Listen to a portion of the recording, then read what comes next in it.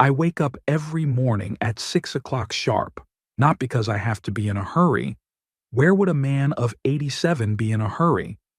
But because my body can't do otherwise. Decades of getting up for work have done their job.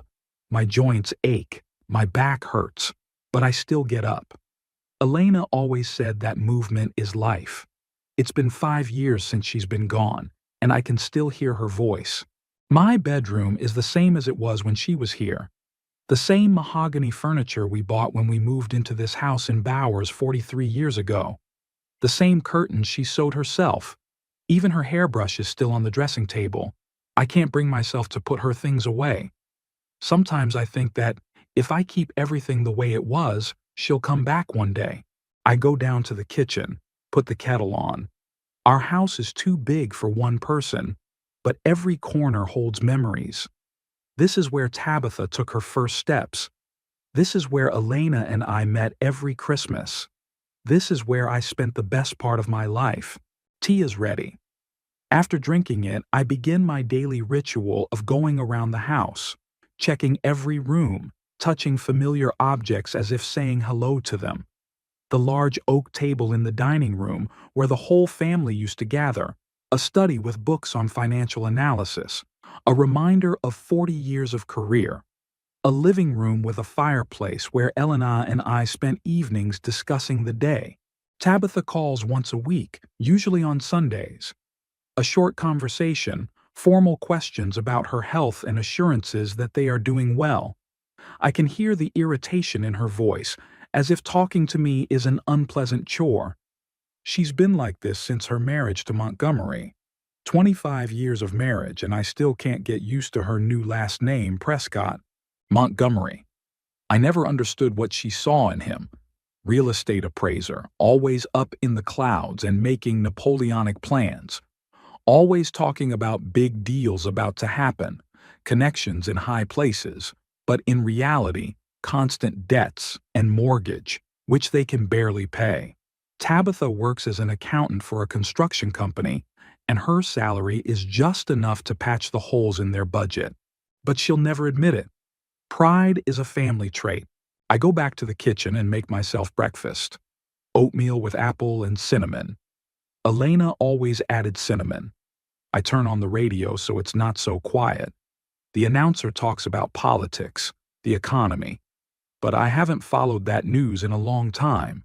My world has shrunk to the size of this house. After breakfast, I sit in a chair by the window with a volume of Dickens. I reread his books over and over again, finding comfort in them. I especially love Great Expectations, a story about how money changes people, how illusions are shattered. Elena often teased that I take literature too seriously, analyzing each story as a financial report. Perhaps she was right. The doorbell interrupts my musings, a rare sound in this house. I struggle to rise, leaning on my cane. Age and arthritis don't make movement easy. I open the door and see Garland, my grandson. His visit is a surprise. He usually gives me a warning. "Grandpa?" He hugs me, and I feel genuinely warm. I was driving by and thought I'd stop by. "How are you?" Garland is the only one who asks this in a way that makes me believe he's interested. 23 years old, tall, with dark hair like Elena's. He's graduating from university, studying ecology. A bright head and a good heart. He doesn't look like his mother or father. "Come in," I said. "I've just made tea." We sit in the kitchen, and Garland talks about his studies, his project to restore local water bodies, his part-time job at the lab. I listen, and it makes me feel better.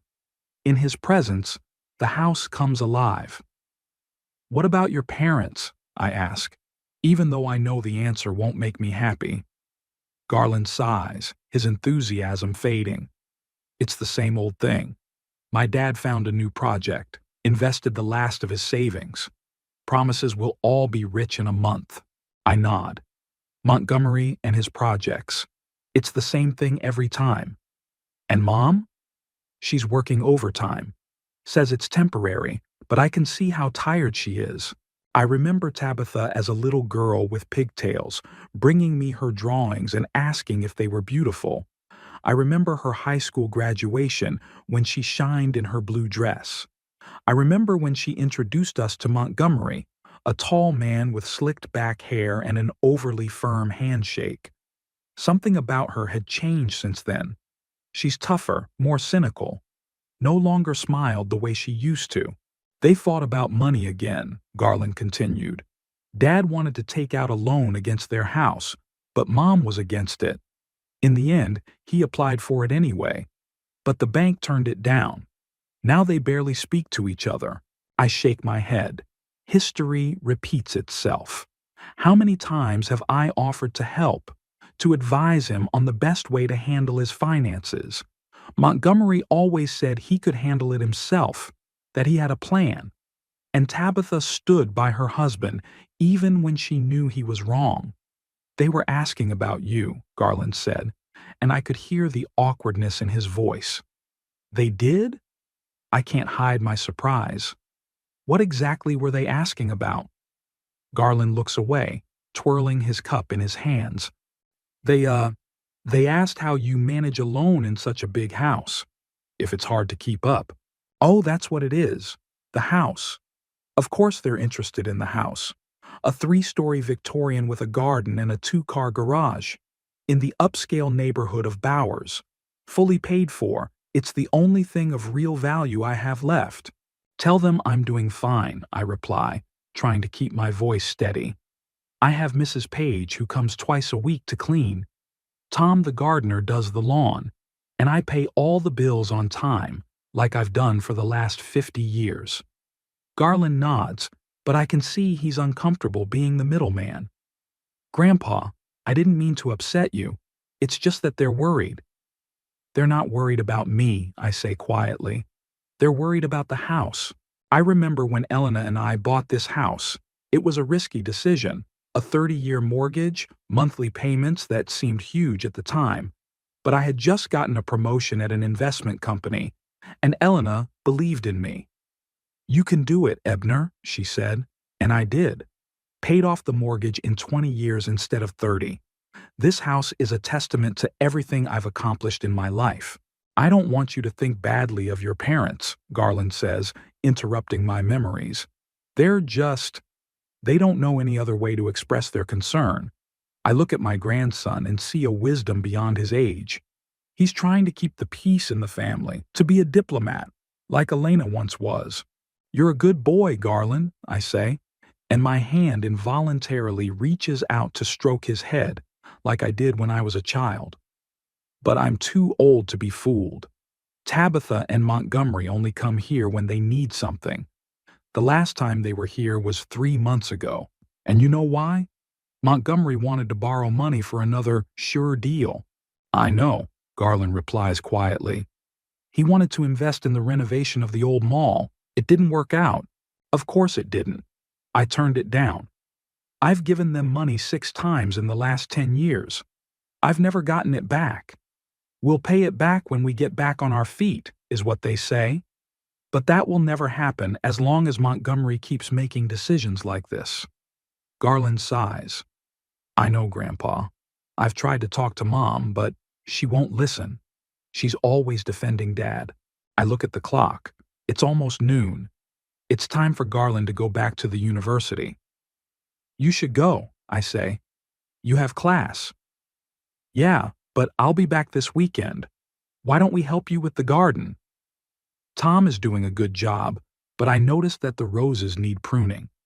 Elena's roses, white and red, her pride. I nod, touched that he remembers them.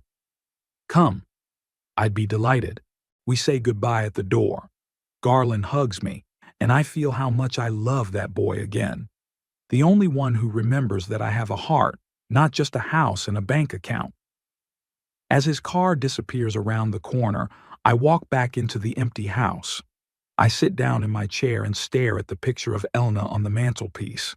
She's smiling, her eyes full of life. That's how I remember her always being. You'd know what to do, I say to the picture. You always knew how to get through to Tabitha. But Elena's gone. and I have to do it on my own. With a daughter who sees me as nothing but a nuisance. A son-in-law who looks at my house as his future property. With a loneliness that grows heavier every day. I was a respected man in my field, a financial analyst whose opinion was listened to. 35 years in the same company, started as a junior specialist, rose to department director. When I retired, they gave me a gala dinner. The president of the company shook my hand and said that there was a shortage of professionals like me. And now? Now, I'm just an old man in a big house, whose only dignity in the eyes of his own family is this very house and a bank account. In the evening, I eat dinner alone. I heat up the soup I made yesterday. I remember how Elena cooked. Her hands moved quickly and confidently, chopping vegetables, stirring sauces. She loved experimenting with recipes, adding unexpected ingredients. Life is too short for bland food, she said. After dinner, I turn on the TV, but I don't really watch it. Just so there's background noise, voices, so I don't feel so alone. Before I go to bed, I take my medications. Little white pills for my heart, blue ones for my blood pressure, yellow ones for my joints. I put them in order as Dr. Ramirez taught me. You have to be disciplined, Mr. Crawford, she says, every time I come in for an appointment. As if discipline can solve the problem of old age, I lie in bed and stare at the ceiling. To my right is the empty space where Elena slept. I still can't get used to falling asleep alone. Sometimes I reach out like I can touch her, but there are only cold sheets. Tomorrow will be another day, just like today, and the day after tomorrow, and the week after that. The days merge into one endless stream. Only Garland's visits make a difference, and the rare, unpleasant appearances of Tabitha and Montgomery, which I'm sure will happen again soon. It's been too long since they've shown any interest in my house. I mean, me. I fall asleep thinking about Helena's roses that need to be trimmed. At least something I can still do, right? It had been a week since Garland's visit. It was a sunny Sunday afternoon when Montgomery's familiar black sedan appeared in the driveway. I watched through the office window as they got out of the car, first Montgomery in his new suit, then Tabitha with a large bag in her hands. I can't say I was happy to see them, but something inside still trembled. A daughter, after all. The doorbell rang twice before I could reach the hallway. My movements are getting slower and slower. Dr. Ramirez says it's natural for my age, but it doesn't help. "Daddy," Tabitha exclaimed with exaggerated joy when I opened the door. "We decided to come visit you. How are you?" Her voice sounded too cheerful, too fake. Tabitha had never been able to hide her real emotions. She got that from her mother. "Hello, Tabitha." I let her kiss my cheek. "Montgomery?" I nodded to my son-in-law. "Ebner?" He held out his hand for a handshake. His palm was as cold and wet as ever. "You look good. Cheerful." Another lie. I know exactly what I look like. A gaunt old man with spots on his hands and deep wrinkles on his face. Time spares no one. "Come on in." I stepped aside to let them into the house. "What brings you here on a Sunday? Do we need an excuse to visit our own father?" Tabitha smiled, but the smile didn't touch her eyes. "We're just worried about you. Garland said he stopped by the other day. So that's what this is about." Garland's visit prompted them to check out what was going on. I made a mental note to be careful what I say to my grandson. I don't want him being used as a spy. "Yeah, Garland stopped by. We had a nice talk." "About what?" Montgomery asked quickly. I looked at him puzzled. "About his studies, about gardening." "Does it matter?" "Of course not," Tabitha interjected. "Monty was just curious. We're all family, aren't we?" Montgomery looked around as if evaluating the merchandise. "The house looks, a little run down, Ebner. Are you sure that gardener and housekeeper of yours are up to it?" I gritted my teeth. "Tom and Mrs. Page have been working for me for over 10 years. They do a great job, That wallpaper in the hallway looks old-fashioned, Montgomery continued, running his hand along the wall. And the parquet in the living room needs resurfacing. And that chandelier. Who uses fixtures like that nowadays? The house would be worth a lot more with modern renovations. I noticed Tabitha elbowed him. Too revealing, Montgomery, too revealing. I like my house the way it is, I replied, trying to remain calm. Elena liked it too. At the mention of his wife's name, Tabitha softened for a moment. I remember how much my mother loved that chandelier. She said it had character. Exactly, I nodded. Now, why don't you tell me the real reason you're here? They looked at each other. Tabitha opened her bag and pulled out containers of food.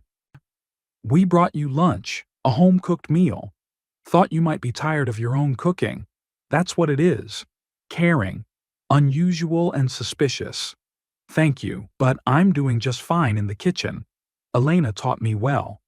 Still, Tabitha insisted, heading for the kitchen. Let me at least heat it up. You must be hungry. I followed her, leaning on my cane. Montgomery had stayed in the living room, and that worried me. Who knows what he was looking for? In the kitchen, Tabitha was busy at the stove, heating up the food she'd brought.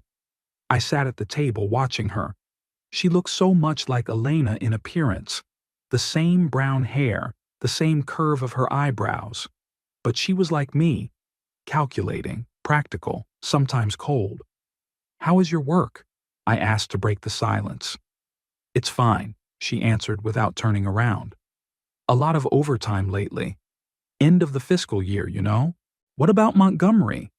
Garland mentioned some new project. She tensed up. Garland shouldn't have mentioned that. Monty's doing fine. His new initiative is very promising. So promising that you mortgaged the house? I couldn't help but be sarcastic. Tabitha turned sharply toward me, anger glinting in her eyes. That's not true. We never… She paused. Garland shouldn't have told you about our financial affairs. He's worried about you, and rightly so, by the looks of it. She set the plate down in front of me with force. Eat while it's hot. I looked at the food, some complicated dish with sauce and garnish. Clearly not Tabitha's cooking. She was never a good cook. Thanks, but I'm not hungry. Daddy, she sighed, holding back her irritation. Why do you always have to make everything so complicated? We're trying to take care of you. After 3 months of silence, I raised an eyebrow. I couldn't believe it. At that moment, Montgomery entered the kitchen. He was holding an old framed photograph of Elena and me on our wedding day. Found it on the mantelpiece, he said, catching my eye. Nice frame. Silver? Put it back, I replied coldly. He grinned and put the picture on the table. Of course. Just admiring it. You know, Ebner, Tabitha, and I have been talking a lot, and we think you might want to consider a nursing home. There it is. The real reason for their visit. What? I straightened up as much as my back would allow. A home for the elderly, Dad, Tabitha corrected me gently. There are some really nice places these days. With medical care, entertainment, community. I don't need medical care, and I have Dr. Ramirez who comes every month. But you're all alone here, Tabitha continued. This house is too big for one person. It's getting harder and harder to maintain. And expensive, Montgomery added. Imagine how much money goes into heating, electricity, repairs. And in a nursing home, one flat fee covers everything. I stared at them both, not believing my ears. They weren't even trying to hide their true intentions. What will happen to the house if I leave? I asked them directly. They looked at each other again. Well, Montgomery began, stretching his words. The logical solution would be to sell it. The real estate market in Bowers is booming right now. You could make a decent amount of money. Which would pay for this nursing home? Part of it, he nodded. And the rest could be invested. I know some great opportunities. I looked at my daughter, searching her eyes for a twinge of shame. I couldn't find any. No, I said firmly. I'm not going anywhere. This is my home, and I'll stay here for the rest of my life, just like I promised Elena. Dad, be reasonable. Tabitha put her hand on my shoulder. Mom would understand. She'd want you safe, supervised. I shook off her hand. Don't you dare tell me what your mother would want. You visited her once a month when she was sick. I was with her every day, every minute. I know what she wanted. Tabitha's face froze like a mask. You're being unfair. I had a job, a family, and she had cancer. I cut her off. And a husband who wouldn't leave her bedside, and a daughter who was too busy. Over the next week, they came twice more. First Montgomery alone, ostensibly to apologize, but actually to inspect the house more closely. I found him in my office examining the property deeds on the desk. Just curiosity, he explained with a fake smile. I wanted to know when the house was built. 1925, I answered coldly. And now, if you don't mind, it's private property. Then Tabitha arrived, with new brochures and feigned concern. We just want you to be safe, Daddy, she said, showing me pictures of the comfortable rooms at the Sun Valley boarding house. It has everything you need. 24-hour medical staff, a swimming pool, a library. And how much does it cost? I asked bluntly. She was embarrassed. Not cheap, of course, but if you sell the house. We're back to where we started, I shook my head. The house. It's always about the house. Saturday, Garland came over. We worked in the garden, and he told me what I had feared. They won't stop, Grandfather. Father is desperate. He has large debts, and the creditors are threatening to sue. He sees your house as his only salvation. He wants me to sell the house to pay off his debts? I was taken aback by my son-in-law's insolence. Not exactly.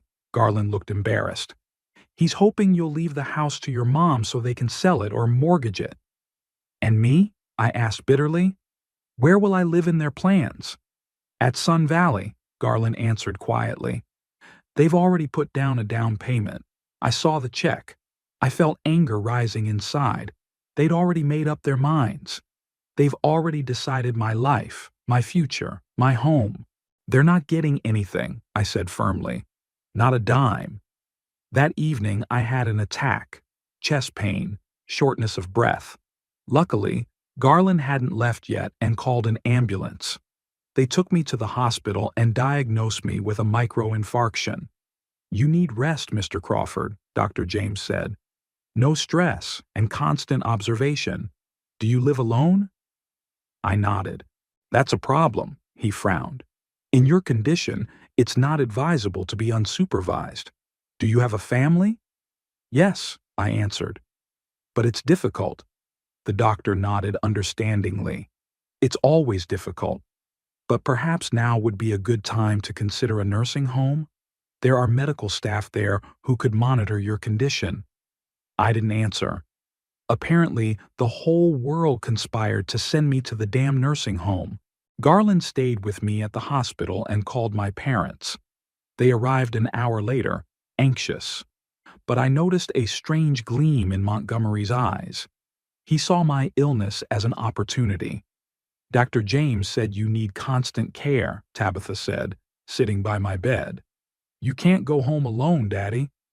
We've already put a deposit down with Sun Valley, Montgomery added. They're ready to take you in as soon as you check out. You've decided everything without me. I looked at them bitterly, as if I didn't exist already. We're doing this for your own good, Tabitha insisted. I closed my eyes, feeling tired. Maybe they were right.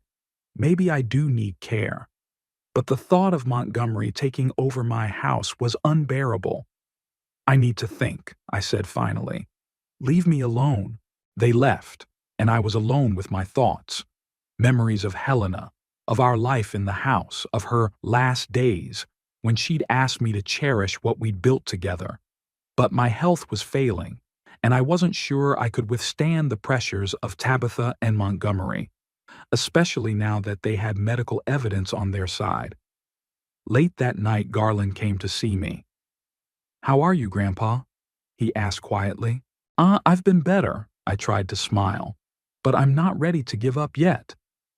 "My parents say the decision has been made," he said anxiously. "That you'll go straight to Sun Valley from the hospital." "They say that?" I felt my anger rising again. "That's not what I say. This is my home, Garland, and I decide what happens to it." He looked at me with concern. "What are you going to do?" I closed my eyes, thinking about the house, about Helena's roses, about all the things Montgomery had already mentally thrown away or sold. "I don't know yet, but they won't get what they want. I can promise you that." I was released from the hospital 3 days later. I insisted on going home, despite Tabitha and Montgomery's displeasure.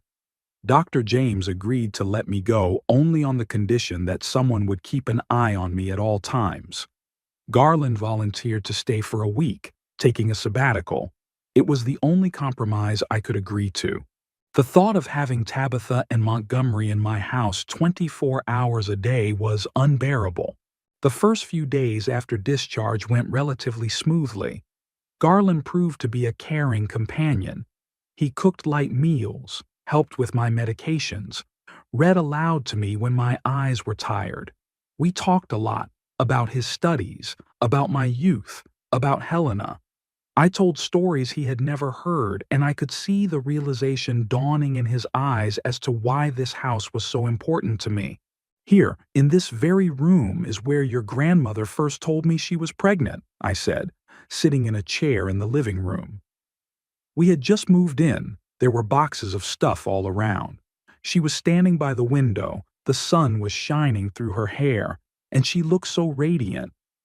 Garland listened, holding his breath. He had never known Helena as I had known her. She died when he was 18, already gravely ill, exhausted from chemotherapy.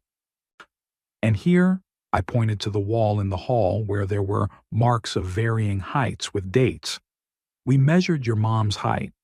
Every year, on her birthday. Look, this one here, she's 10 years old. And this one here is 15. She was always tall for her age." Garland ran his fingers over the marks, as if he were touching his family history. "Why didn't Mom tell me about this?" he asked quietly. I sighed. Tabitha was always looking forward, never looking back. And after she met your father, it was as if she'd cut off her past. We talked about more practical things, about my will, about what decisions would have to be made when I was gone. I was frank with my grandson. He deserved it.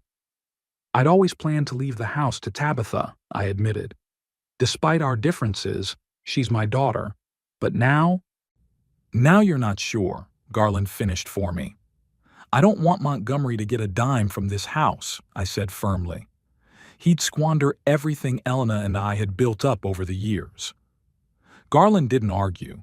He knew better than anyone how things worked in his parents' family. On the 5th day of my homecoming, Tabitha and Montgomery came for a surprise visit. They brought dinner, ostensibly, to give Garland a break from cooking, but I sensed immediately that they had a different agenda. "How are you feeling, Daddy?" Tabitha asked, setting the table. "You're looking better." "I'm fine," I answered with restraint. "Garland is taking good care of me." "We thought so." Montgomery patted his grandson on the shoulder. "Good for you, boy. But you can't stay here forever. You need to go back to the university." "I've taken a 2-week sabbatical," Garland replied. "There's still time." "And then what?" Montgomery gave me an expressive look. "Your grandfather can't be alone after such a serious heart warning." "I'll hire a nurse," I said. Dr. James gave me the contacts of several agencies. "It's expensive, Dad," Tabitha interjected, "and unreliable. Caregivers change. They don't always fulfill their duties faithfully. Unlike my family, who visit me every 3 months." I couldn't contain my sarcasm. There was an awkward pause. Garland shifted his gaze from me to his parents, clearly uncomfortable. "Let's have dinner," he said finally. "The food's getting cold." We sat down at the table. The conversation didn't flow. Tabitha was talking about work. and Montgomery was drinking a lot. I noticed that he'd brought a bottle of expensive whiskey with him and was drinking heavily. By the time the main course arrived, he was noticeably tipsy. "So, Ebner," he leaned across the table toward me, his breath smelling of alcohol. "Tabitha and I have been thinking, and we've decided that there's a perfect solution for all of us." "Really?" I raised an eyebrow. "And what would that be?" "We're going to move in with you," he announced with triumph. "We'll live here and take care of you. No caregivers, no nursing homes. You'll stay in your own home under the care of your family." I looked at Tabitha, who was watching my reaction carefully. "Is that your decision?" I asked. "Yes, Daddy," she nodded. "Monty and I have talked it over. It's the best option for everyone." "And your house?" I knew they'd bought it with a mortgage 15 years ago and were still paying it off. "We'll rent it out," Montgomery answered quickly. "It would cover the mortgage payments, and there would even be a small profit left over." I watched them carefully. The plan seemed well thought out, but I sensed a catch. They never did anything just out of kindness.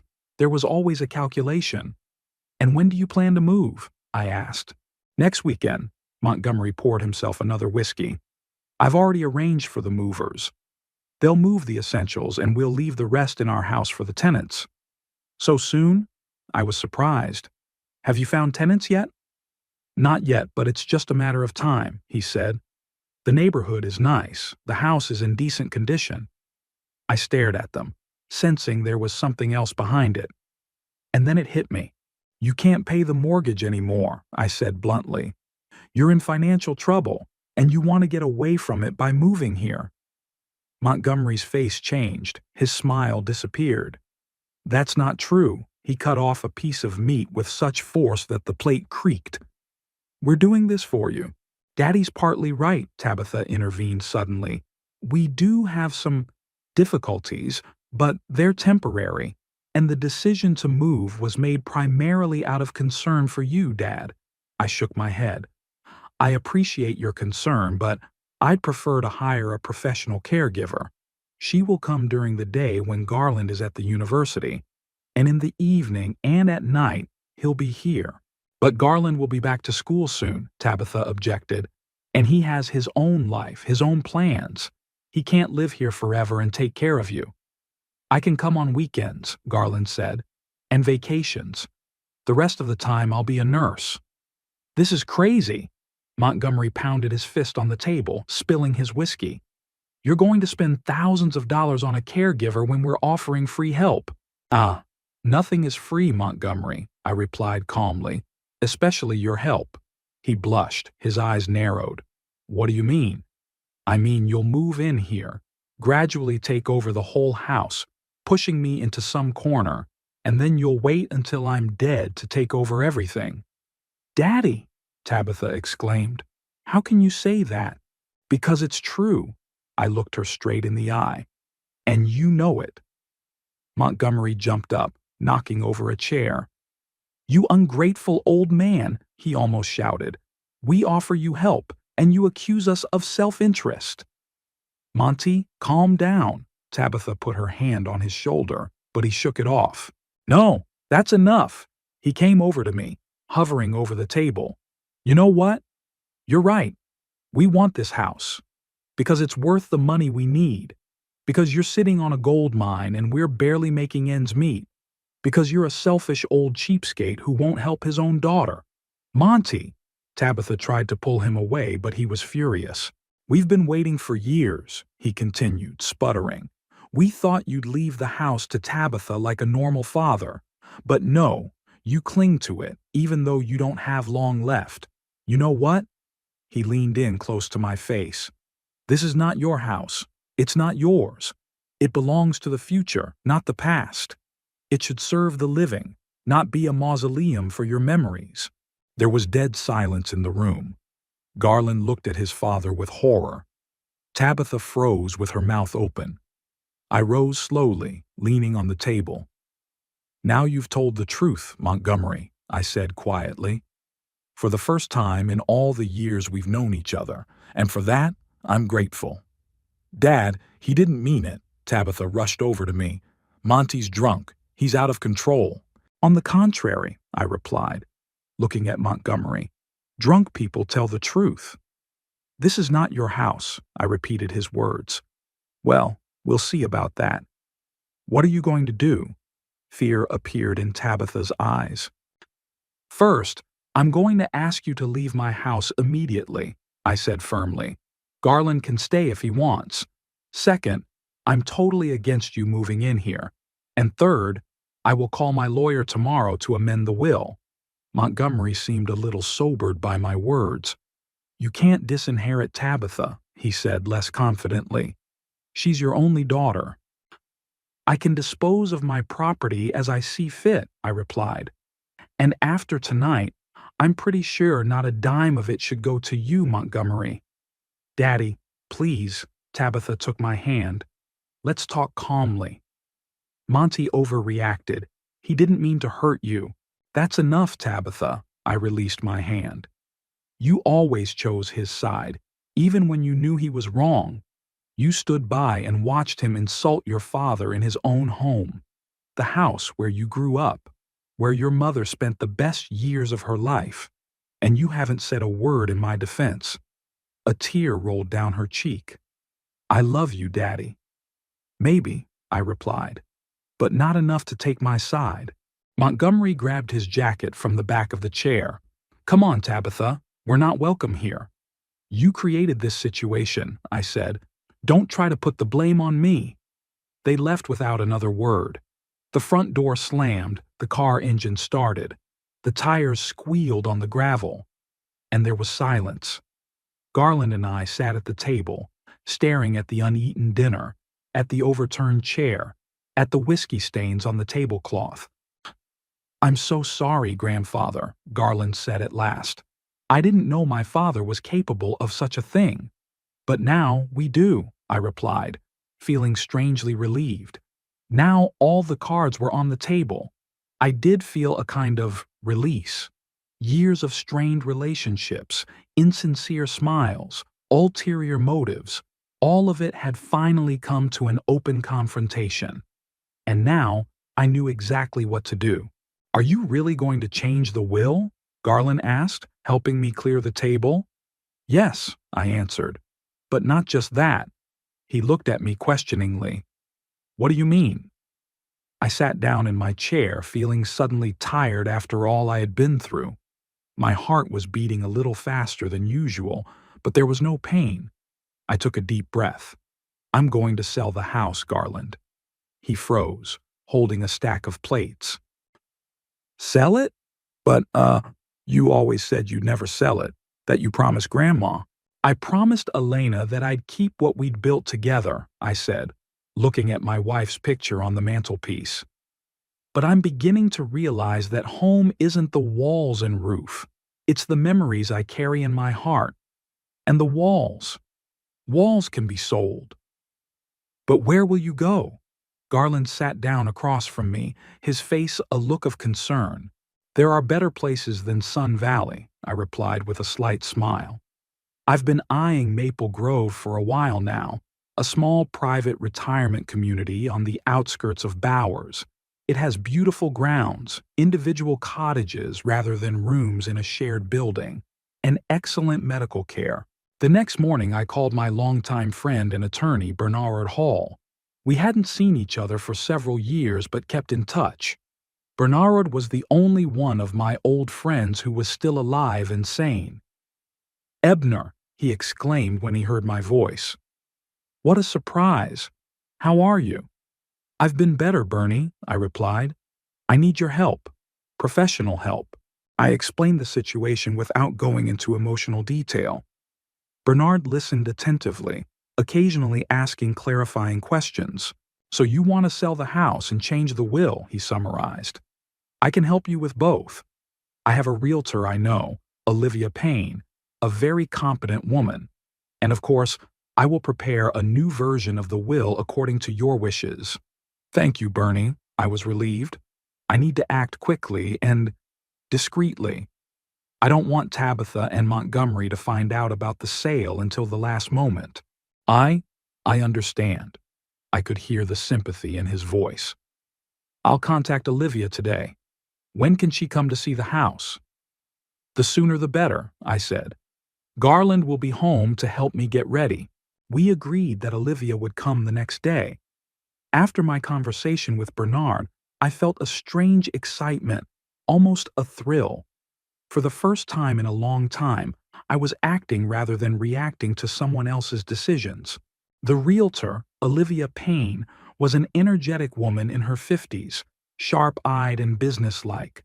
She toured the house, making notes in a clipboard, asking questions about the age of the roof, the condition of the pipes, the history of repairs. The house is in excellent condition for its age, she said, when she finished. You can tell it's been lovingly cared for, and the location is excellent. This Bowers neighborhood is becoming increasingly upscale. How much do you think it could be worth? I asked. She gave me a figure that took my breath away. I knew it was expensive, but I didn't realize it was that expensive. It's a conservative estimate, Olivia added. With the right selling strategy, we could get more. But if you want to sell quickly, you'll have to give up a little on the price. I want to sell as quickly as possible, I confirmed. And it would be ideal to find a buyer willing to pay cash, no mortgage. I have a few potential clients who are looking for just such a house and are ready for a quick transaction, Olivia nodded. I'll contact them today. When she left, Garland and I sat down in the living room, both of us a little stunned by the quick turn of events. Are you sure, Grandpa? Garland asked. This is a big step. Oh, I'm sure, I answered. After yesterday, I had no doubts. The house should be owned by people who would love it, not used as an ATM to cover debts. Over the next week, the house was shown to potential buyers, always during hours when Tabitha was at work and Montgomery was doing his shady business. Garland helped me get the house ready for showings. We cleaned out the excess stuff, airing out the rooms, arranging fresh flowers. Bernard, meanwhile, was working on a new version of the will according to my instructions. We met in his office to discuss the details. Are you sure about this distribution, Ebner? He asked, reviewing a draft of the document. Tabitha could contest the will on the grounds that you didn't leave her a sufficient share as the only daughter. I'm leaving her a third, I replied. That's more than enough. The rest will go to Garland and to charity. The 10th day after Olivia's visit, I received a call with unexpectedly good news. There was a buyer willing to pay almost the full asking price in cash, with minimal formalities. It's the Brooks family, Olivia explained. They've been looking for a house in the neighborhood for a long time. They have 3 children and love the idea of raising them in such a historic, characterful home. They can finalize the deal within 2 weeks if you agree. I agreed, of course. The thought of having children living in the house again, playing in the garden, growing up under the old oak tree was satisfying. It was exactly what Elena would have wanted. Events were unfolding rapidly. After Olivia's call, I asked her to set up a meeting with the Brooks family as soon as possible. I wanted to see for myself if these people were worthy of my home. Elena had always said that a house wasn't just walls and a roof, but a living thing that needed the right owners. The Brooks arrived the next day, James, Lauren, and their 3 children, 2 boys ages 8 and 10, and a little girl about 5. They were exactly as I had envisioned them, a young family full of energy and plans. Minus Mr. Crawford, James shook my hand firmly. We are so grateful that you agreed to meet us in person. This is a very important purchase for us. We fell in love with your house at first sight, Lauren added, holding her daughter's hand. It has such a special atmosphere, warm, family-like. I watched their children explore the living room, curious but without the destructive energy I feared to see. The oldest boy, Ethan, stopped by the fireplace looking at the pictures. Is that you and your wife? He asked, pointing to the wedding picture of Elena and me. Yes, I answered, coming up to him. Elena and I have lived in this house for 43 years. And where is she now? Asked the boy. Ethan. Lauren was embarrassed. Sorry, he is sometimes too direct. That's okay, I smiled. My wife died 5 years ago, but her spirit is still here in every corner of this house. The boy nodded seriously, as if he fully understood what I was saying, and I felt I had made the right decision. These people would honor the history of the house by adding their chapters, not erasing the old ones. We spent almost 2 hours with the Brookses. They talked about their plans, how they wanted to preserve the original elements of the house and restore some of the details that had been damaged by time. James turned out to be an architect specializing in the restoration of historic buildings, and Lauren was a junior high school teacher. They were not wealthy, but were able to save enough to purchase their dream home through an inheritance from James's grandfather. Your home is perfect for our family, James said. We want our children to grow up in a place with history, with character, and with roses, added their daughter Emma, who had explored the garden and returned with rave reviews. Roses were my wife's passion, I smiled at the little girl. She would be happy to know that you like them too. After they left, Garland asked, Well, what do you think? I think we've found new owners for the house, I said.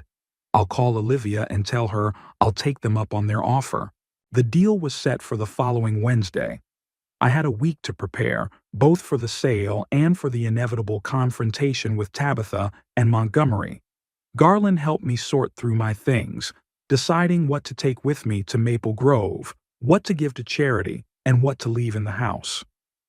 These are the books I want to take, I said, pointing to a shelf of my favorite volumes. Let the furniture stay.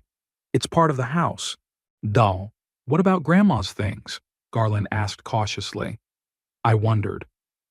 Elena left a lot of personal items, clothes, jewelry, a collection of antique porcelain she'd collected all her life.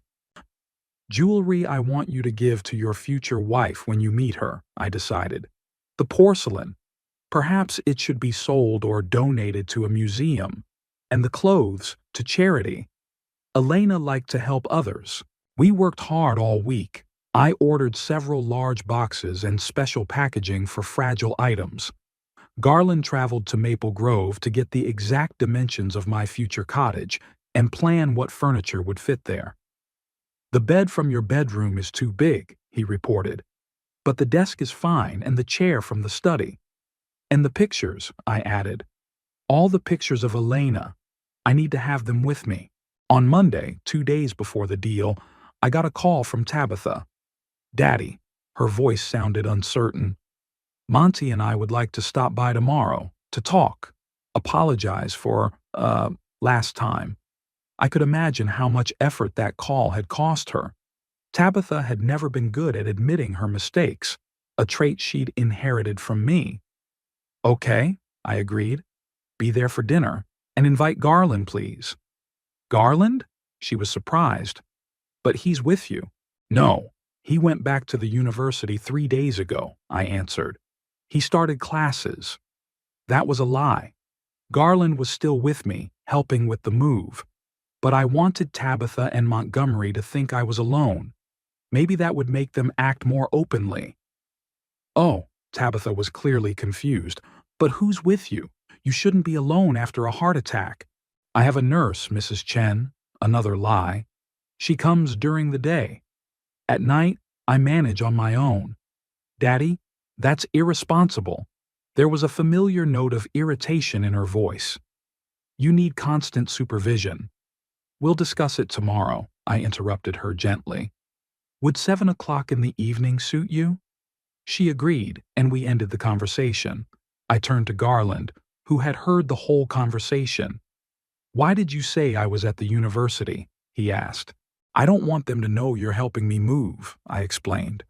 Let them think I'm a lonely, helpless old man who can be easily persuaded to accept their help. But they'll know the truth tomorrow when they see me. No, I shook my head. You won't be here. I want you to spend the night at the motel. You'll be back in the morning before the notary arrives. Garland frowned. Grandpa, I'm not leaving you alone with them. Who knows what they might pull? They won't hurt me. I put my hand on his shoulder. They still expect to get the house. But if they find out about the sale early, they might try to stop the deal. We can't take any chances. He reluctantly agreed, but insisted that I keep my phone handy and call him at the slightest sign of trouble. On Tuesday, we finished the final preparations. Most of my personal belongings had already been packed and moved to Maple Grove. I left only the essentials, clothes for a few days, medications, a couple of books, and, of course, the pictures of Elena. I planned to pick them up at the last minute. Garland left at 5 so Tabitha and Montgomery wouldn't run into him. I was left alone in the nearly empty house, waiting for one last visit from my daughter and son-in-law before closing this chapter of my life forever. They arrived at 7 sharp. Montgomery was sober and dressed in a strict suit, clearly trying to impress. Tabitha brought a homemade pie, a gesture that was meant to symbolize family reconciliation. "Daddy," she kissed my cheek. "You look—" She stopped talking, looking me over. She must have noticed that I wasn't dressed in house clothes but in a weekend suit. "I went to see a lawyer this afternoon," I explained, seeing her confusion. "Changes to the will, you understand." Montgomery and Tabitha looked at each other. I could see their shoulders tense. "I hope you didn't make any rash decisions," Montgomery said, trying to keep his tone casual. "I wasn't myself last time. I said a lot of stupid things that I regret." "Come on in." I ushered them into the living room. "I ordered dinner from the restaurant. I hope you like Italian food." "Where's that nurse of yours, Mrs.—" Tabitha looked around. "Mrs. Chen," I prompted. "She leaves at 6. I insisted that I not be cared for 24 hours a day." "That's not wise, Daddy," Tabitha shook her head. "What if you get sick at night?" "I have a panic button." I pointed to the locket around my neck. It was a gift from Garland, but they didn't know it. One press and the ambulance would be here in minutes. We sat down at the table. I put dinner on plates, poured the wine. The atmosphere was tense. Montgomery tried to joke. Tabitha asked about my health, but I sensed that they were waiting for the moment to get to the real purpose of their visit. "So," Montgomery finally said, setting his glass aside, "we've come to apologize, Ebner. My behavior last time was inexcusable." "Yes, it was," I agreed, looking him straight in the eye. He blushed slightly. "I was drunk and upset, said things I didn't mean." "I think you meant every word, Montgomery," I replied calmly. "And you know what? I'm grateful for your honesty. It helped me make an important decision." "What decision?" Tabitha asked quickly. I took a sip of wine, savoring the moment. "You talked about how I needed supervision, care, that this house was too big for one person, and I agreed with you." Their faces brightened.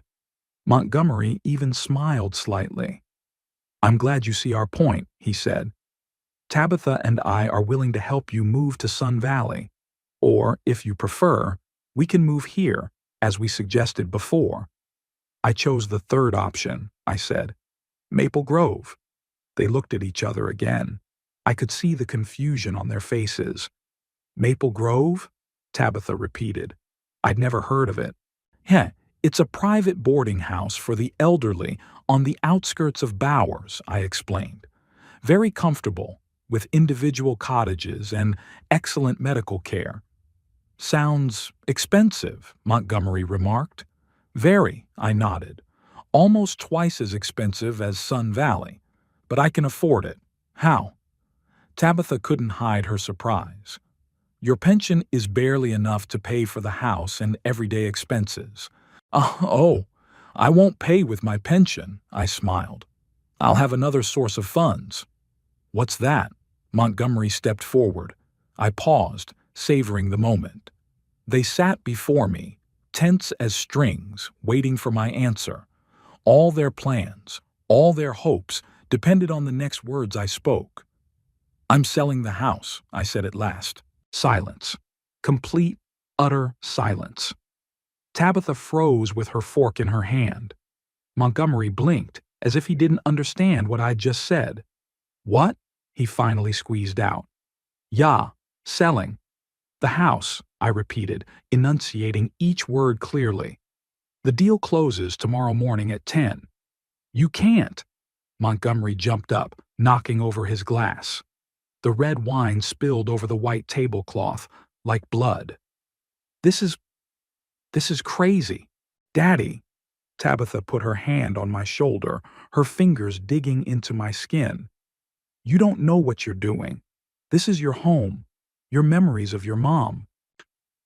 I know exactly what I'm doing, I replied, gently removing her hand. And Elena would understand. A house is not the walls and the roof. It's the people who live in it, the love they share. And walls can be sold. To whom? Montgomery asked demandingly. Who are you selling to? The Brooks family. They have 3 kids. The husband is an architect who specializes in restoring historic buildings. They plan to preserve the original elements of the house and restore what has been damaged by time. You can't do that. Montgomery pounded his fist on the table. We're your family. We should have this house. Why? I looked him right in the eye. Because you want to sell it off piecemeal? Or pawn it to finance another shady scheme? Chew, Monty, calm down. Tabitha tried to restrain her husband, who seemed ready to pounce on me. Daddy, please, let's discuss this calmly. You're making a very serious decision that will affect all of us. The decision has already been made, I was adamant. The papers are signed. The deposit has been received. Tomorrow morning at 10 a.m., the deal will be finalized. We can offer more. Montgomery grabbed my arm. Cancel the deal. We'll buy the house from you. At market value, I released my hand. With what money, Montgomery? With the money you would have borrowed against the house? Or with the money your creditors owed you? He turned pale. Where did you— Garland told me about your problems, I said. Your debts, the people threatening to sue you. You were hoping my house would save you, weren't you? That you could sell it or mortgage it to cover your debts. That's not true, he tried to object, but his eyes gave him away. Daddy, Tabitha was crying now, tears streaming down her cheeks. Don't do this. For Mom's sake. For me. This house is part of our family history. A history you forgot when you married Montgomery, I said bitterly. You didn't visit me for months, didn't call, didn't ask how I was doing. Only when you needed money or my signature on some document did you remember I existed. It's not fair, she sobbed. I have a job, a family, and I had a heart attack, I reminded her. Where were you? Garland stayed with me, taking care of me. And you and your husband only came when you realized I might actually die and leave the house to someone else. Montgomery paced the room like a caged animal. You can't do this, he repeated. You can't. We'll contest the deal.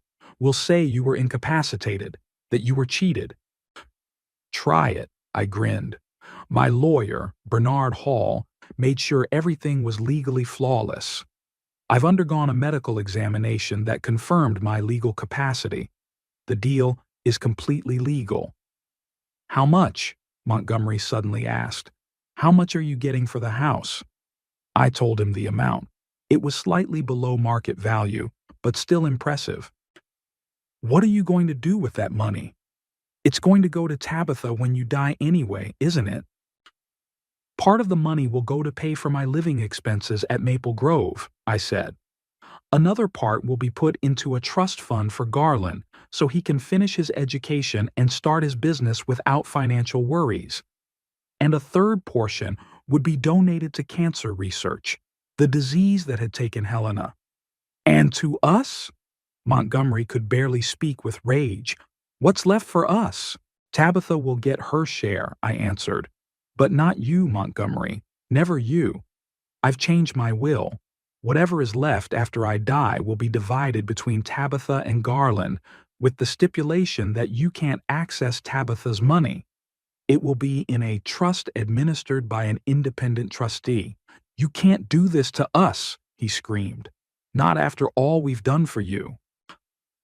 What have you done for me, Montgomery? I stood up, feeling the anger rising inside me. Come by every few months to see if I was still dead? Planned how you would divide up my house while I was still living in it? Told me that this isn't my house? He froze, shocked that I had used his own words against him. Yeah, I didn't mean that, he mumbled. No, that's exactly what I meant. I was ruthless. And you know what? You were right. This isn't my house. Not after tomorrow. It's gonna be the Brooks family's house. And I hope they'll be as happy here as Elena and I were. Tabitha was sobbing now, covering her face with her hands. Montgomery stood there, clenching and unclenching his fists as if he didn't know whether to hit me or beg me. Please leave, I said calmly. I need to rest before tomorrow. It's going to be a big day. You'll regret it, Montgomery hissed. I swear you'll regret it. I doubt it, I shrugged. The only thing I regret is that I didn't do it sooner.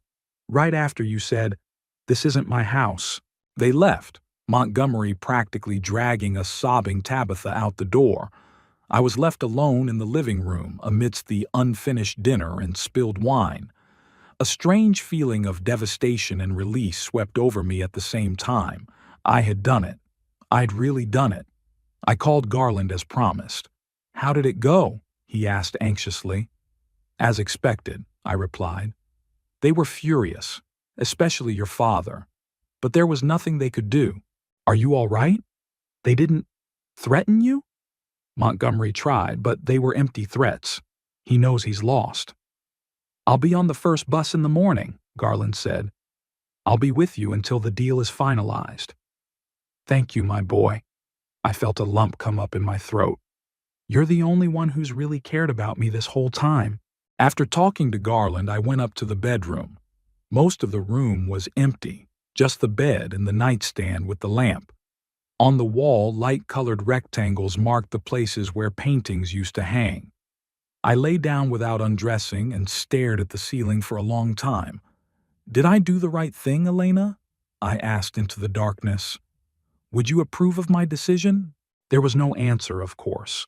But I felt a strange calmness, as if the weight I had been carrying for years had finally been lifted from my shoulders.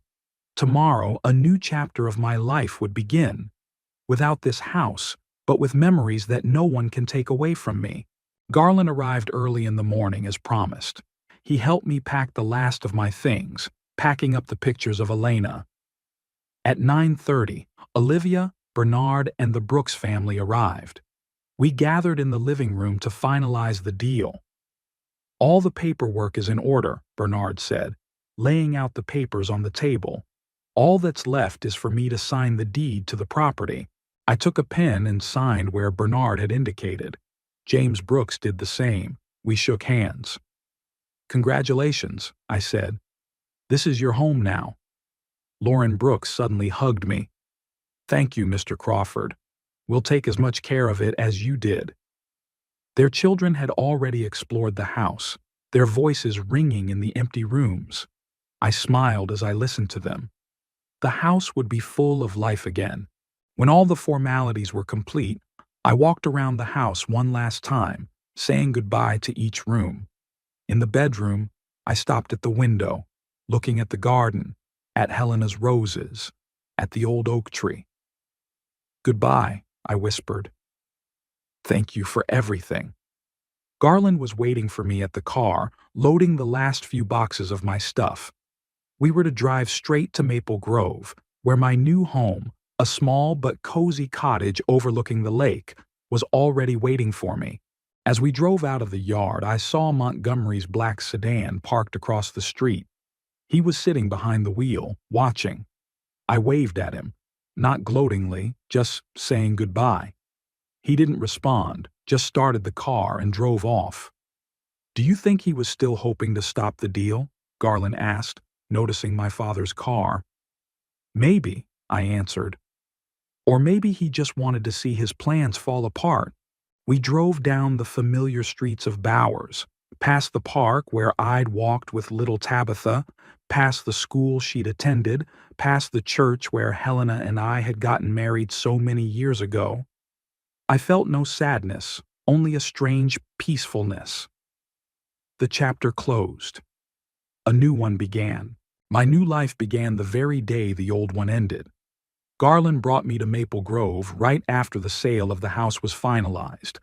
I expected to see a typical nursing home with long hallways and featureless rooms, but I was pleasantly surprised.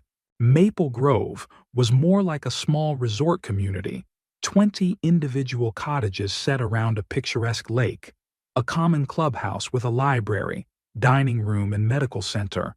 My cottage was more spacious than I had expected. A living room with a fireplace, a bedroom, a small kitchen, and even an office where my old desk could fit. The large windows overlooked the lake, and the small terrace was the perfect place for morning coffee.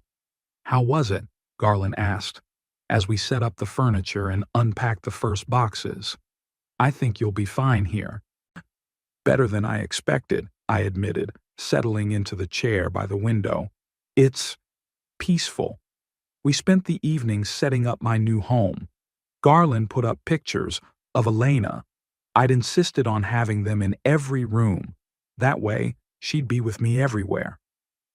The next morning, we met with the administrator of the Maple Grove, Mrs. Porter, to discuss the financial details of my living here. "Minus Mr. Crawford," she looked over my paperwork. "We can offer you several payment options: monthly payments, an annual contract with an upfront payment, or a lifetime stay with a lump sum payment." "Tell me more about the last option," I asked.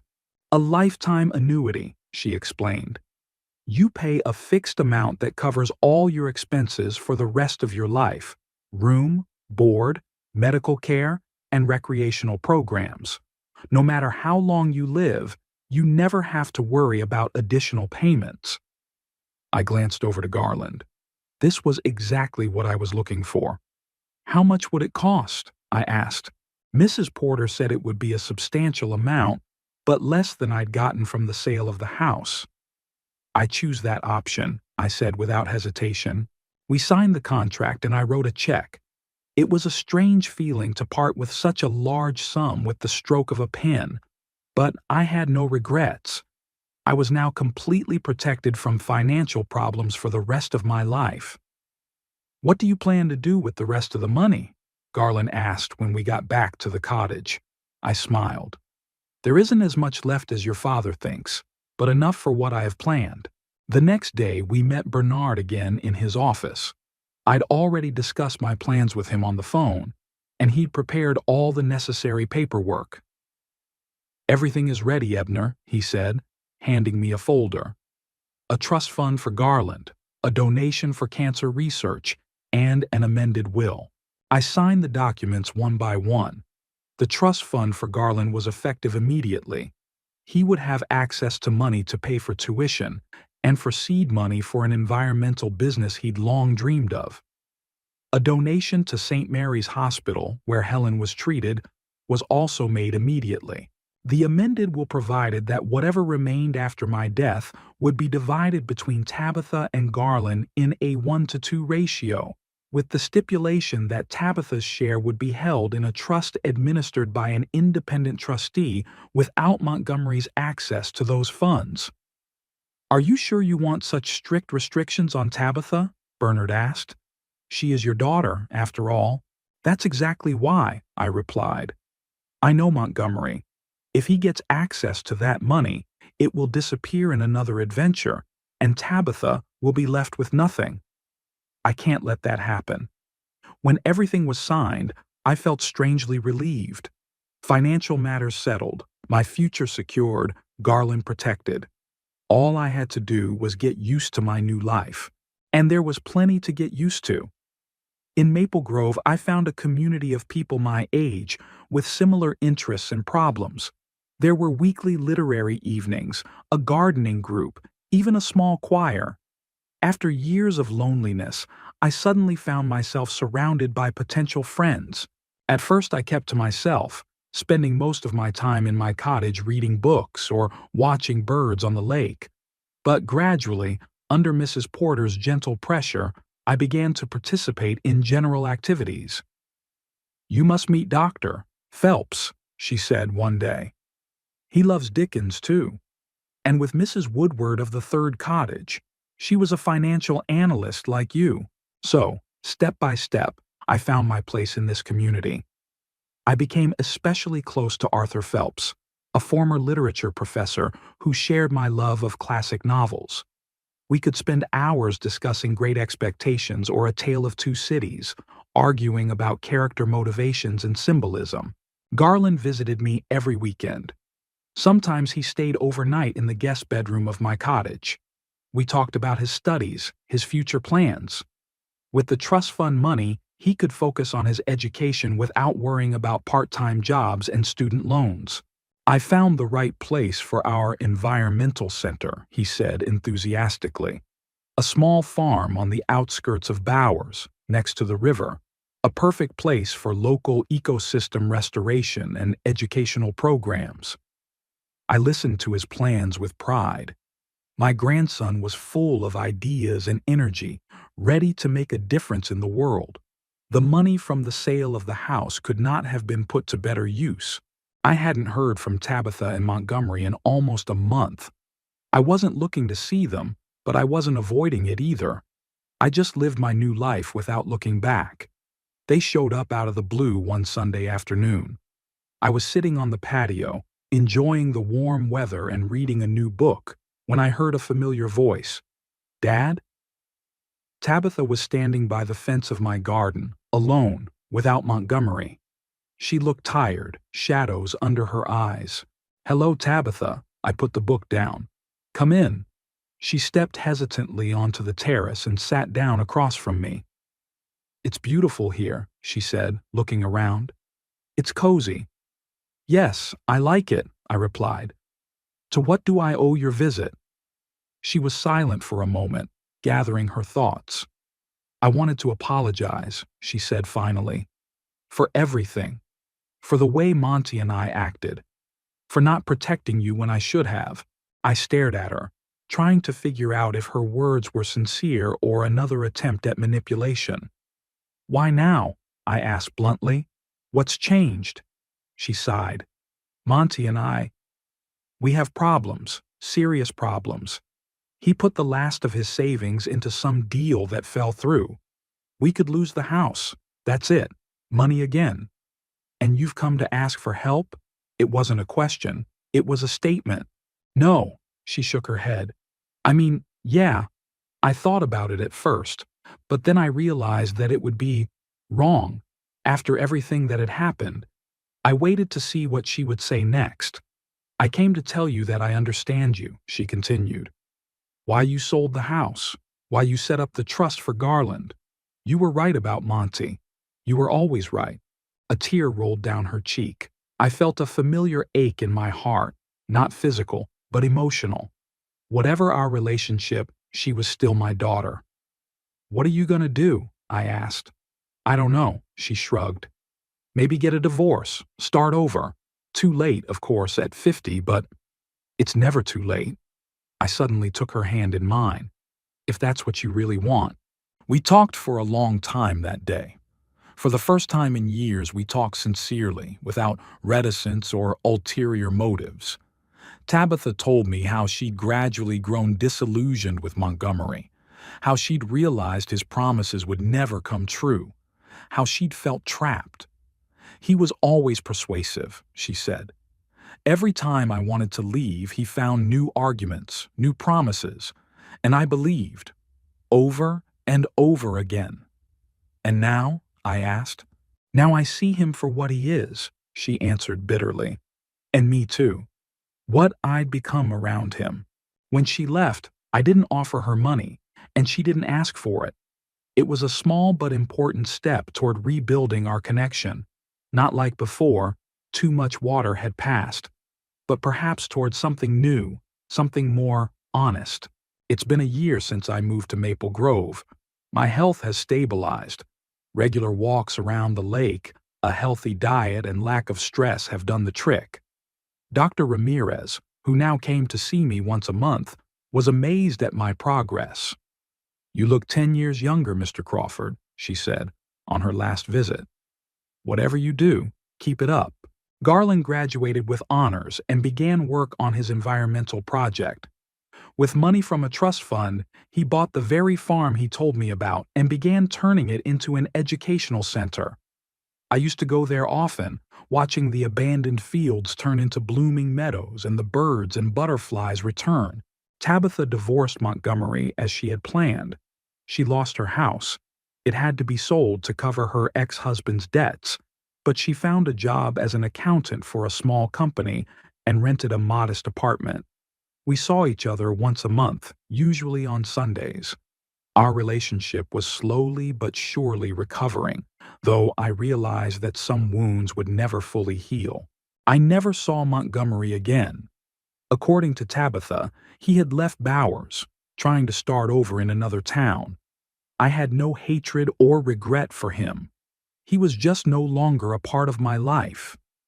One fall evening, I sat on the patio watching the sun set behind the lake. The leaves of the maple trees that surrounded the grove had turned bright red and gold colors. The air was fresh and clean. "Dee, it's a beautiful evening, isn't it?" came a voice from beside me. It was Virginia Woodward, my neighbor, a former financial analyst. We'd spent a lot of time together over the past year, discussing books, playing chess, sharing stories from our professional lives. "Gorgeous," I agreed, moving over so she could sit next to me. We were silent, watching the last rays of sunlight color the water golden.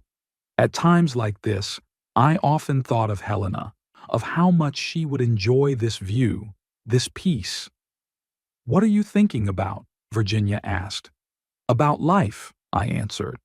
"About the way things have turned out. Any regrets?" I wondered. Did I have any regrets? Selling the house that had witnessed the best years of my life? About breaking up with my daughter, however temporary? About not being able to protect Elena from the disease that had taken her too soon? "No," I finally answered. "I did what I had to do, what I thought was right, and now I'm living with it." Virginia smiled and squeezed my hand lightly. "That's all any of us can do, Ebner. Live with what we choose to live with." We sat like that until the sun had finally disappeared over the horizon and the first stars in the sky were lit. There has been a lot of loss in my life, a lot of pain, but right now, in this moment, I felt peace, not happiness. That's too strong a word for someone who had lost the love of his life, but contentment. I had won my last battle. I hadn't allowed myself to be used. I hadn't fallen victim to greed and manipulation. The next day, I received a letter from the Brooks family with pictures of my old house. They had restored it, preserving all the historical details I had told them about. Helena's rose garden was in full bloom. They had built a children's cottage under an old oak tree. In one of the photos, their 3 children sat on the porch smiling for the camera. "We wanted you to know that the house is in good hands," they wrote.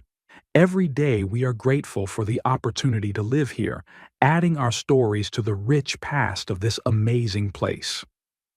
I showed the letter to Garland when he visited over the weekend. "They seem happy," he remarked as he looked through the photos. "Yes," I agreed. "The house is full of life again. It should be."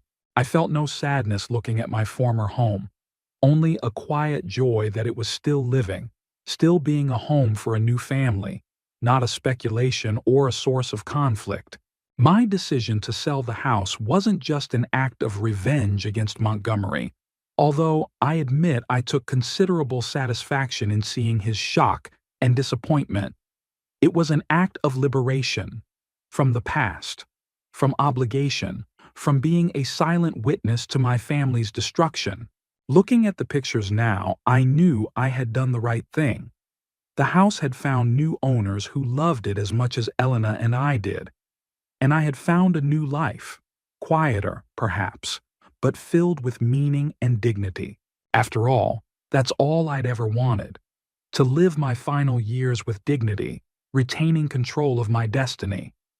And thanks to my decision, my last surprise to Montgomery, I had achieved that goal. The evening after Garland left, I sat down at my desk, the same one I had moved from the old house. The letter from the Brooks family reminded me that I had long intended to write down the story of Helena's and my life, not for publication, but for Garland, so he would know where he came from, who his ancestors had been. I took out a clean notebook and began to write. Your grandmother Elena and I met in the spring of 1958. Maple leaves rustled outside the window. Stars reflected on the lake. My new life went on, peaceful and dignified, and it was a victory that no one could take away from me.